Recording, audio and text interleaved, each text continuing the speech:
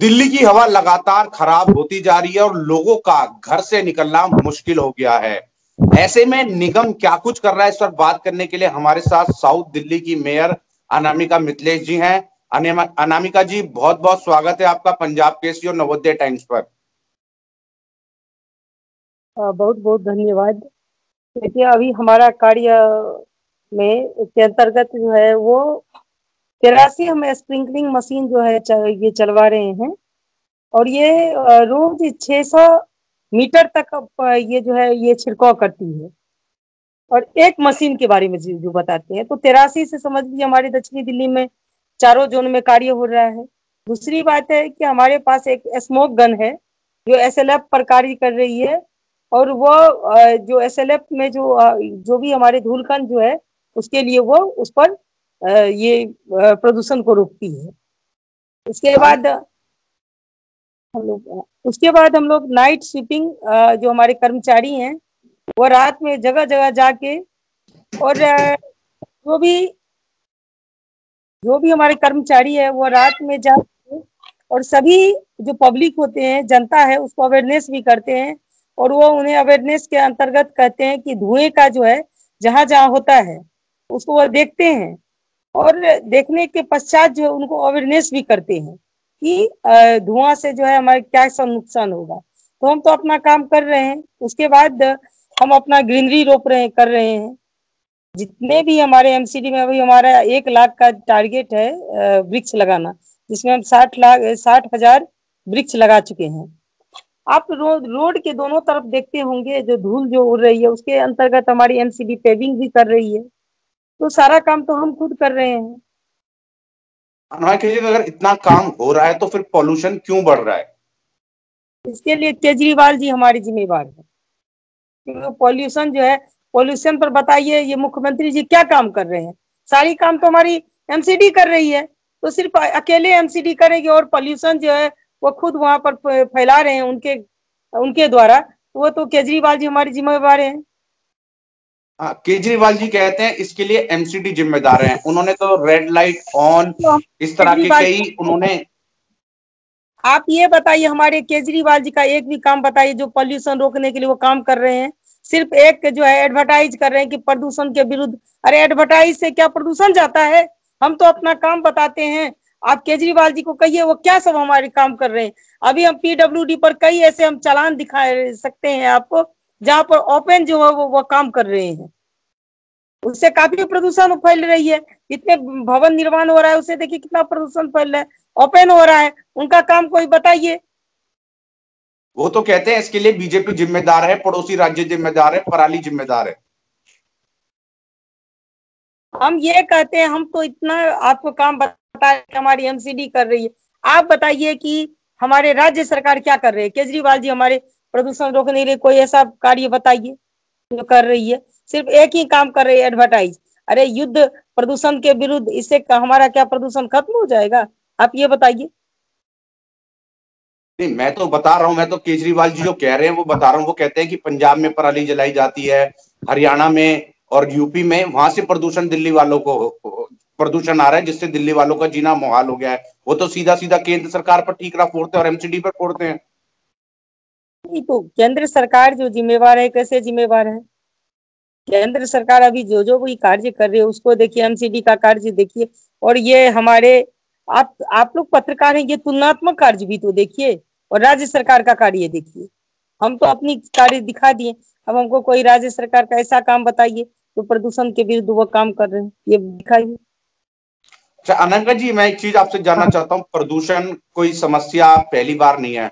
हर साल इसी समय में जो है प्रदूषण होता है, चाहे वो एमसीडी हो, दिल्ली सरकार हो। वो पहले से ही कमर क्यों नहीं कस लेते? क्योंकि डॉक्टरों की भी सलाह, मेरी कई डॉक्टरों से बात हुई कि जब जरूरी हो तभी आप घर से बाहर निकले।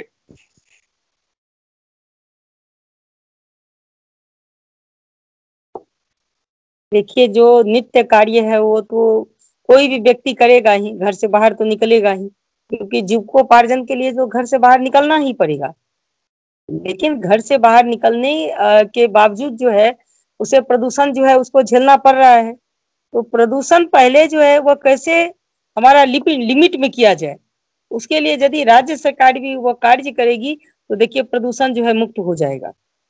मिलकर कार्य करना चाहिए नगर निगम और दिल्ली सरकार को, तभी लोगों को जो है इस भयंकर जो गंदी हवा चल रही है उससे बचाया जा सकता है। मानती हैं आप?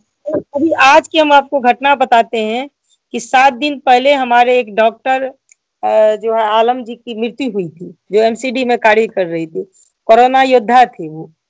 और हम 7 दिन के अंदर उसको 10 लाख रुपया, हमारी दक्षिणी दिल्ली, और एक अभी हम आज फिलहाल जॉब उसको दिए हैं। आप बताइए, जो 7 दिन के अंदर क्या देना, क्या हम उस कोरोना के प्रति श्रद्धांजलि है क्या? नहीं। और आज तक दक्षिणी दिल्ली हम 13 कोरोना योद्धा को 10 लाख रुपया और 13 को हम नियुक्ति पत्र नौकरी दे चुके हैं। आप ये बताइए, जो कर्म ये हमारे केजरीवाल जी जो कितने को जो जॉब दिए हैं, ये दिखाइए। इसके लिए आपको बहुत बहुत शुभकामनाएं, और आपके जो कोरोना योद्धा थे उनको श्रद्धांजलि, जिन्होंने अपनी जान गंवाई। एक चीज और, एमसीडी में बार बार फंड का इशू उठता है। एमसीडी कहती है दिल्ली सरकार जिम्मेदार है, दिल्ली सरकार कहती है केंद्र सरकार जिम्मेदार है। आखिर ये फंड का मसला क्या है? अभी हम बताते हैं कि ये कहते हैं कि जो 80 करोड़ रुपया जो है हमारा एमसीडी पर है, वो अपना दिल्ली जल बोर्ड का भी जो है हमारे ऊपर ही किराया दे दिए हैं। दिल्ली जल बोर्ड तो उनकी है, उसका भी वो एमसीडी से कहते हैं किराया लाओ। तो ये तो जितना जो बात इनकी है वो पूरे झूठ मक्कार, क्योंकि इनका नींव भी है झूठ मक्कार से ये निकले हैं। और जब अन्ना के ये नहीं हुए तो दूसरे के क्या हो सकते हैं? नहीं, ठीक है मैडम, लेकिन जो सैलरी का इशू है उससे परेशान तो कर्मचारी हैं, आपके कर्मचारी परेशान हैं, सड़कों पर धरना दे रहे हैं, उनके परिवार वाले जो है वो आप बीती कर रहे हैं। परेशान तो जनता है जिसने आपको चुनकर भेजा है। हम तो जा रहे हैं ना, जनता के पास भी जा रहे हैं, उनको बता रहे हैं कि ये इसके जिम्मेवार कौन है। जब जनता परेशान है तो इसके जिम्मेवार को भी तुम ठहराए दिखाएंगे। और हमारे जो कर्मचारी का सवाल है, तो कर्मचारी के लिए हम लोग चिंतित हैं, और उन्हें जब जब हमसे हमारे जहां तक सैलरी हमारी हो पाती है हम उनको दे ही रहे हैं। तो कर्मचारी भी जानते हैं कि इसके लिए कौन जिम्मेवार है, पब्लिक भी जानती है और हमारे कर्मचारी भी जानती है कि इसके लिए जिम्मेवार हमारे केजरीवाल जी हैं। अनामिका जी, एक आखिरी सवाल, क्योंकि आपने अपने कीमती समय में से समय निकाला। आखिर ये सैलरी वाला मसला जो है, ये फंड वाला इशू कैसे खत्म होगा? आप एक मेयर हैं, संवैधानिक पद पर बैठी हुई हैं, किस तरह निपटेगा ये? देखिए, केजरीवाल जी जो चाहते हैं वो होगा नहीं। वो चाहते हैं कि हमारा जो 13,000 करोड़ रुपया है वो लेकर बैठ जाएं और उसके एडवर्टाइज पर खर्च करें। वो हम होने नहीं देंगे। हम लोग फिर वो 1 सप्ताह का हमें समय दिए हैं। 1 सप्ताह के अंदर वो यदि हमारे फंड हमें वापस नहीं करते हैं तो हम जाएंगे उनके घर के पास, बैठेंगे और तब तक बैठे रहेंगे, चाहे 1 महीना, 1 साल, चाहे 2 साल, 5 साल, कितना भी साल हो, जब तक वो हमें फंड नहीं देंगे वहां भूखे प्यासे वहां बैठे रहेंगे। और हम अपने कर्मचारी का जो ये बजट है, हमारा फंड है, वो लेकर हम आएंगे। मैंने एक आखिरी सवाल कहा था, लेकिन आप पहले भी बैठे थे, आप उठ गए सत्येंद्र जैन ने जब आपको आश्वासन दिया। तो उस समय वो आश्वासन दिए ना जो हम दे रहे हैं, लेकिन क्या जानते थे कि देने के बाद जो है, कहने के बाद मुकर जाएंगे। ये वो गलत किए हैं ना हम लोग के साथ। तो अब तो कहने के बाद कहेंगे पहले तो भाई बैंक में ट्रांजेक्शन करो, उसके बाद हम उठेंगे, क्योंकि वो झूठ पर झूठ बोलते हैं। एक बार झूठ बोल सकते हैं ना, और फिर जाएंगे हम लोग। कब जाएंगे? इस सप्ताह के बाद जाएंगे। अभी एक लेटर उनको लिख चुके हैं कि आप जो हमें वादा किए थे वो वादा निभाए नहीं, हम लोग फिर आ रहे हैं। बहुत बहुत शुक्रिया अनामिका जी, आपने अपना कीमती समय दिया पंजाब केसरी नवोदय टाइम्स को।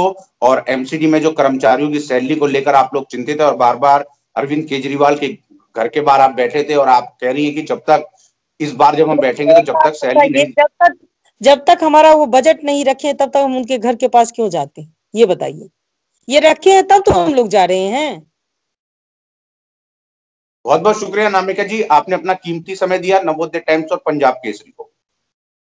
जी बहुत बहुत धन्यवाद।